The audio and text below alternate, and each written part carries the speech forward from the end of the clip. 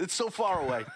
We can totally hear you from all the way over here. The power of technology is absolutely amazing. There you go. Can you give us a quick rundown, just a brief overview I don't even know what of was the happening agent there. and the kit, just to kick us off? Yeah, I can take that, yeah.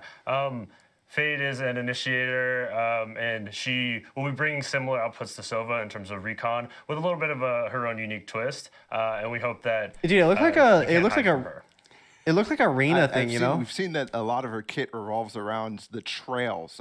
So I wanted to get your perspective and learn a little bit about how that works, because it seems complex to me.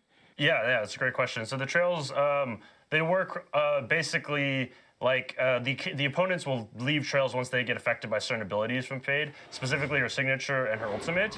And then wherever they leave, they'll leave this trail in which both Fade and her allies can see.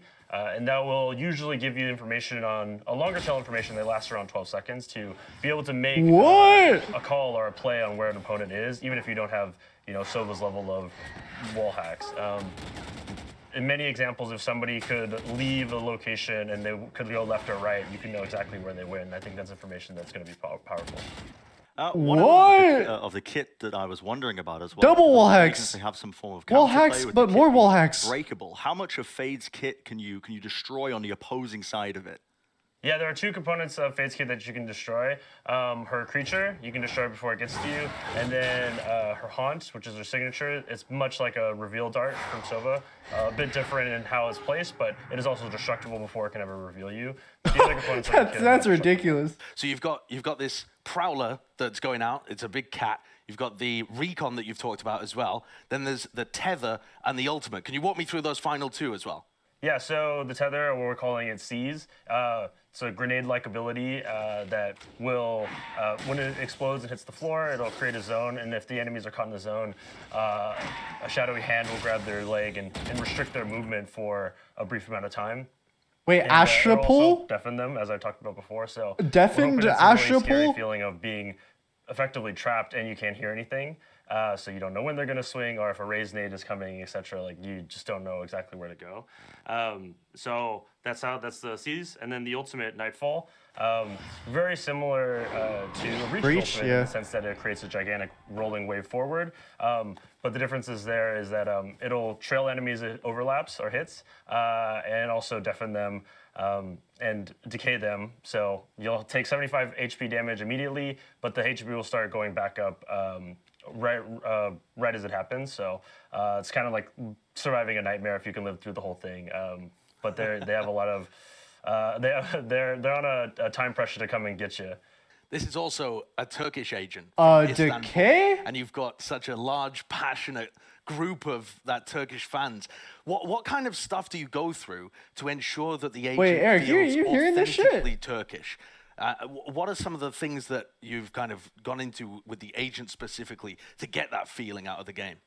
It's a pretty big undertaking and a large process, but basically we talked with some writers at the Turkish office. We do a ton of research on our end, and then we find what we can that feels authentic to dude, that actually the seems country insane. and the city. And we're like, how can this be inspiration for us? So like when we thought about this dark, edgy theme, we looked into like the mythology that surrounds Turkey and Istanbul. Here, give me a second. Even thinking about her cat creature, we're like, okay, what does this thing do? It's tracking people down. It's hunting them. It's kind of like a predator. Oh, that's kind of similar to a cat. For folks that don't know, Istanbul has a huge cat population. So we're just like, okay, can we tie that together in different ways? Like, and then even down to like, let's start looking at like facial features. What are Turkish facial features? How do we integrate that into her look? How do we cast someone from that region that sounds authentically Turkish? So it's like a huge, huge undertaking. I have like, 50 slides of research that we incorporate in some way and debate around, and what are we going to tease and what aren't we going to tease? Wait. Yeah. Sorry, that was the short version of that. I'm gonna show it. No, it's great to get your insight into it as well. Okay, well, before we go, I do want to say as well, thank you for creating an agent that people are going to insta-lock because of just the edgy, awesome persona. And she also provides information in the games. You've done a service to Ranked that you do not even know. You do not even know just yet, but it's... Appreciate subs, everyone. You've absolutely Agent, just made the Ranked welcome to experience much Valorant. better for a lot of people. Name's Brimstone. Why do you have to run